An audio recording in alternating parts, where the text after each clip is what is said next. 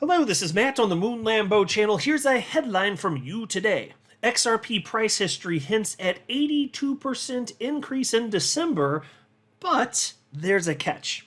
Now, this story really caught my attention because they're actually referencing material that I happen to have highlighted in great detail recently. It may have been, I don't know, 3 or 4 weeks ago. The days blur together at this point, as do the weeks and months and years apparently, but I did recently talk about this. And I wanted to highlight, and I want to share with you a specific message on this because, yes, there's that. It's just data. The average returns 82% in December. Is that what's probable? Actually, no, and I'll explain why. But even though it's true that it's unlikely, if you just look in terms of what's most probable based on historical data, that the answer is no, we're going to have a bad December. Despite that being the case, I have a message of optimism, and I'm not convinced that we're going to have a bad December, even though it wouldn't be unreasonable to surmise that based on the data. And I'll explain in greater detail what I mean. And then there was also this headline from the Crypto Basic. Ripple CTO compares Ripple to Amazon in bid to dispel claims XRP holders are investors in Ripple. Yeah, so look, folks, this is one of those things that really grinds my gears. These arguments, and it's amazing because I saw this crap in 2017, and it was more prevalent back then, but these arguments that if you hold XRP, you're basically like a shareholder in Ripple. What a bunch of BS nonsense, obviously. But I want to share with you how David Schwartz handled somebody coming at him like that. But before going further, I do want to be clear, I do not have a financial background of any kind. I am not offering financial advice, and you definitely should not buy or sell anything because of anything I say or write. I'm just an enthusiast who enjoys making YouTube videos about crypto-related topics, but just as a hobby and just for fun. All right, so into the first topic. As the crypto market approaches the final stretch of 2023, all eyes are on XRP as investors eagerly anticipate potential gains. According to data from the Crypto Rank portal, the average monthly return for XRP in December is projected to soar to an impressive 82.7%. Folks, well, hallelujah, that sounds like a high number that I'd like to see. In fact, they note in the next sentence that if that materializes, that percentage increase, that would bring XRP to $1.10 per token. Not quite the promised land, but hell, that's a lot better than what we got right now, with it being, what, 60-something cents, 61 cents at the time I'm recording this?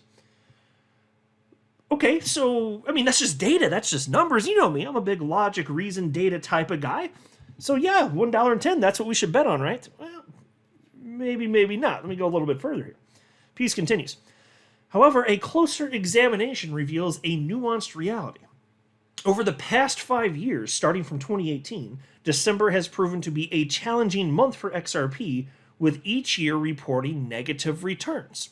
And so, look, this is where they were pulling the data from. And this is the website that I shared however long ago. It was probably 3 or 4 weeks. I don't know. But this comes from Crypto Rank. And what it's showing you here is the price performance of XRP dating back to the beginning, literally August of 2013, and it shows you the performance, whether it's up, whether it's down, what the percentage is up or down, every single month through to this current point, November. And November's not finished, but at the time I'm recording this, it's up for the month 1.99%. Right? So we have no data this year, obviously, because we're not in December yet. We have no data for December of 2023, but we do have 10 data points, right? For December. They're on your screen. So look, here's the deal. Most months are down in terms of price action for XRP. Most months are down. And it's easy to see why people get so easily shaken out of their positions, because most of what it is to be holding XRP is to just suffer. In terms of price action, it's moving sideways roughly. It's moving down. It's not moving up. It's not as likely. Okay, here's the deal. If I were to ask you next month, it doesn't matter what the month is, I could ask you it at any point in time. Next month, will the price of XRP be up or down? If you bet down, there's a high probability you're right. You could just wager money on it and you'd just be winning, right? But look, so yes, most months for XRP are down. Holding XRP is to suffer, obviously. With the Bitcoin maxi trolls coming at us, we got the SEC nonsense, all that. But it's it's not unreasonable to think that XRP could be up substantially this December, so long as crypto is grinding higher with Bitcoin leading the way. Because look, the truth is that most months are negative for XRP, but it has stayed in the top 10 coins by market cap its whole life, its entire existence, because here's the deal. When XRP runs, it melts faces. There are people walking around right now, maybe you've seen them. There are people walking around today without faces from an injury they suffered in 2017 when XRP ran to its all-time high. Right, that's a true story. That's a real thing. There are people without faces right now. So when XRP goes, it really melts. It gets hot, right? It gets huge jumps in terms of price. And then it still spends most months going down in price. So the reason that it's still in the top 10 by market cap is because when it goes, it really goes. I mean, here you can see in 2017, for that month, 818% up. Here you can see in 2014, 118% up. But mind you, we've got 10 data points for December for XRP. That's all we have right now, 10 data points. And there were three times that December was positive. The other 7, it was negative. And I know one of those was, one of those was 2020, and with the SEC, who knows what would have happened. Maybe that one would have been positive. But still, the data's the data. So 3 months positive, 7 months negative. Right? But see, that's why I wanted to tell you, even though, and this is two things here. This is why frequently it's more meaningful to look at, when you're considering data, to look at median data rather than averages. Obviously, because everything's so skewed with, the 818% and the 118%, and then everything else is negative just about. So there's that. But then also, and this is why I told you at the outset of the video, like, this is my message of hope. Like, we're in a hot market right now. The market bottomed a year ago, right? We've been inching upward. And I know that we had a rough summer. We had a few months down, but nothing goes up in a straight line forever. But the point is, in particular in recent weeks, things have been really hot. So if we are going to see, for crypto broadly, a very positive December, it is quite plausible to think that XRP could finally see another freaking green month. Because the last green month we had for the month of December was in 2017. It's been negative every December since then. But it's not, so I don't know what's going to happen. I'm just telling you, there's a message of optimism. Look, if the market's going to go, why couldn't XRP go substantially higher? These are the types of bullish conditions that we want to see that we don't usually get to see, because most of what it is to be in XRP is to suffer, basically. It's to move sideways and see downward price action. This is different. This moment we're in right now, doesn't it seem that way? It has been, certainly recently. Unless you think that it was all just a big joke and it's all going to go crumbling on down, or if we get a black swan event, okay. But that's why my message is one of optimism. I don't know what's going to happen for sure. I don't make price predictions. But I'm optimistic.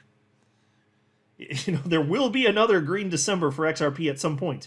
And whether it's this year or some year in the future, okay, fine. But it's certainly plausible given the current conditions to think that, yes, we could see that. Then there's this piece. Ripple CTO compares Ripple to Amazon in bid to dispel claims XRP holders are investors in Ripple. And I appreciate their response. He's always got a sense of humor about himself, too. In a recent tweet, Ripple's chief technology officer, David Schwartz, responded to assertions that XRP holders should be regarded as investors in Ripple. Schwartz countered the hypothetical claim by drawing parallels with the e-commerce giant Amazon. Notably, the Ripple CTO initiated the discussion while expressing dissent regarding the operation of a billion-dollar company with a board of directors not answerable to investors. Schwartz was speaking on the recent OpenAI incident involving the sack of Sam Altman. Quote, and this is David Schwartz here, "I was just thinking, maybe a board that's not accountable to investors and leaving the CEO and employees out of the upside isn't such a great way to run a multi-billion-dollar tech company." End quote. No kidding. An XRP enthusiast, blockchain maverick, joined the conversation advocating for XRP investors in response to Schwartz's perspective. Blockchain maverick, thank you for advocating on my behalf. I didn't know you were doing that just for me and for everybody else out there listening right now. What a stand-up guy. Except, don't agree with his opinion. Nothing personal against the guy. I don't know who Blockchain Maverick is, but the position held is not reasonable. Piece continues. In particular, Blockchain Maverick boldly asserted that XRP holders qualify as investors in Ripple. This claim is rooted in the view that the lion's share of the funds driving Ripple's business operations is sourced from purchasers of the XRP token. Now, it's just funny. In light of, the conclusion of the most core aspect of the SEC v. Ripple lawsuit, whether or not XRP itself is a security, in light of that, and understanding the clarity that there is in terms of secondary market transactions, it's exceedingly absurd that somebody in 2023, after that ruling, would still argue nonsense like that. Really steams my vegetables, son. Here's how David Schwartz handled it. Let me keep going through the article here. In dispelling the view that XRP holders deserve recognition as Ripple investors, Schwartz drew a comparison with Amazon's business model. He highlighted that the majority of the funds sustaining Amazon's business operations are derived from individuals who use the platform to purchase items from third-party sellers. Quote, does that make them investors in Amazon? End quote. That's a pretty good point there. Well, I mean, if that's all it takes, right? Stands to reason you're buying stuff on Amazon, so I guess you own Amazon, right? You're right? You're getting something. And it's because Amazon exists, right? You're getting a product. Right? Oh, you gotta love David Schwartz. It's a brilliant point. The way his mind works, it's a beautiful thing. He's literally a genius, obviously. But the way his mind works, he just has these unique perspectives very frequently, and the way that he articulates things. And I think, to me, this is one of them. But anyway, piece continues. However, some crypto enthusiasts failed to welcome Schwartz's analogy. Not quite the same, an XRP supporter noted in reply, arguing that Amazon did not create the goods it sells. Ripple CTO countered this, noting that it would not make a difference if Amazon created all or none of the goods on its platform. Meanwhile, Blockchain Maverick highlighted that the Ripple team had opted for the release of XRP as a substitute for an IPO. His point was that Ripple aimed to benefit from XRP like they would have benefited from an IPO. Except for, and I know you guys have to know this, right? If you have an IPO and if people are purchasing stock, there are certain rights that are associated with that, with an ownership position in the company, which is what that is. And there's certain guarantees and legally binding contracts, none of which you have with XRP. And is this not of material difference to Blockchain Maverick? Apparently not. Piece continues. Schwartz clarified, noting from a personal standpoint that his intention and conviction were consistently aligned with the idea that Ripple would generate revenue through an IPO. Moreover, he claimed this perspective influenced his decision to opt for Ripple stock rather than XRP as compensation. Furthermore, he noted that the deviation from the IPO trajectory, at least from his standpoint, was wholly unexpected.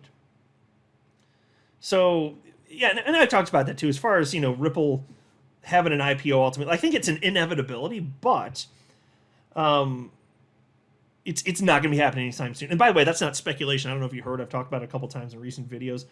That comes from the top at Ripple. That absolutely is the case. They're not going to have an IPO, but that's just in the short term, mind. It doesn't mean forever. For the rest of time, it's guaranteed that there won't be one. It just means in the short. Now, that's subject. So, what does short term mean? I don't know. I guess ask Brad Garlinghouse. Is it a month? Is it 3 months? Is it half a year? Is it a year? Is it 2 years? I don't know. Probably not the first half of next year, though. If I just had to make a for-fun guess.